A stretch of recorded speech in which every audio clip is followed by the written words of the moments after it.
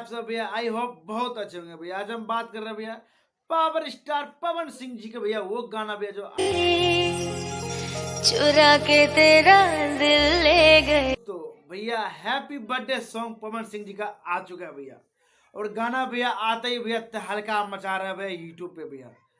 भैया गाना ट्रेंडिंग में चल रहा है और काफी मस्त और काफी चिंगी भैया। गाना चिंगी होना चाहिए क्योंकि भैया पावर स्टार पवन सिंह जी का है। चुरा के मेरा दिल ले गई। काफी जबरदस्त भैया। भोजपुरी में पहली बार 5 करोड़ का गाना भैया आया है। गाना में भैया काम किया भैया बॉलीवुड के सुपर डांसर एवं पोंग स्टार। बनने में थोड़ा वक्त लगता। ऐसा भैया गाना के अंदर भैया लाल चुंदरी भैया गाना इतना जबरदस्त लग रहा है भैया, इतना मस्त लग रहा है भैया कि क्या कहे, गजब के भैया। वही कहते भैया पावर स्टार पवन सिंह भैया।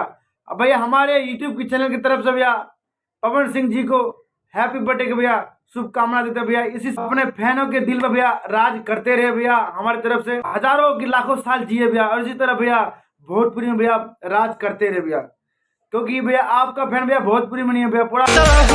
टूट जाए न मेरा सबर। हर हर महादेव, जय बिहार, जय भोजपुरी भैया।